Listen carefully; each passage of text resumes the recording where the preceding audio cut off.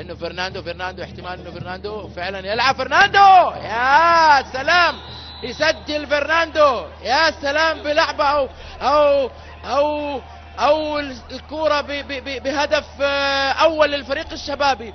هو يا ترى او مين هو يا ترى بعد ما لمست الهدف الاول للفريق الشبابي في الدقيقة 38. 1-0 من الغيني.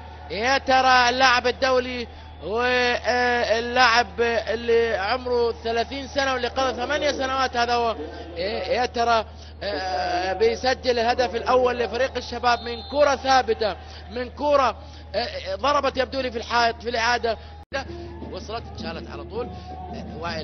وائل عيان يلعب كرة طويلة، وائل لاعب سوري خروج يعديه والمرمى خالي، والكرة جول والكرة جول والكرة جول والكرة جول والكرة جول والكرة بلياردو والكرة حلوة بلاي ستيشن للفيصل منك يا زلاتكو.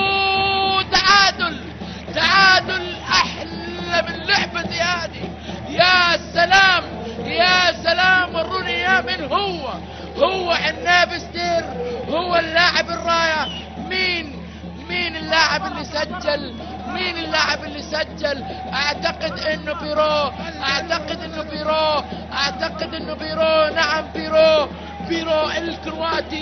بيرو الكرواتي مع جول بياخذ انذار، اعطيه انذار، بس سجل تعادل مهم جدا بكرة حلوة، بلعبة اخطأ فيها دفاع الشباب واخطأ البرودوم.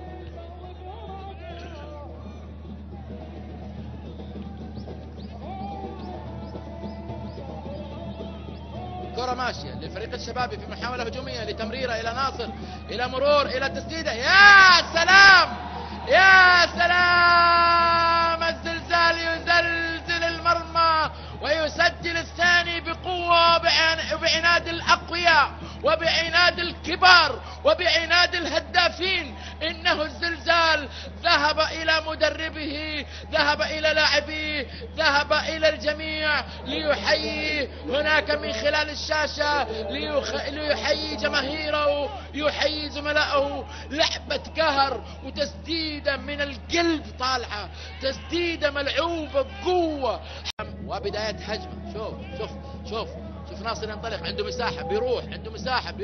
مساحة بيروح بيعديه، بيحاول على كورة، على مهارة، على مرمى، على مرتدة توصل لعطيف بكرة فيها خطورة، توصل لناصر مرة أخرى، ياخذ 1-2 جول. اتلعبت، يا ساتر يا سلام، شو البلياردو بلاي ستيشن رائع. 1 2 3 الشباب احلى هندسة واحلى ثلاثية بأحلى كورة، بأجمل لعبة من كورة حيرتني وحيرت الجميع، بلعبة كانت من مين؟ اعطونا اياه، ناصر ولا فهد حمد؟ اعطونا اياه.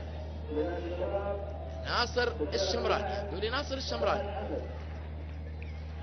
فهد حمد، نعم فهد حمد هو من يسجل. اذا 3-1 والله لعبة خيالية، لعبة حلوة، لعبة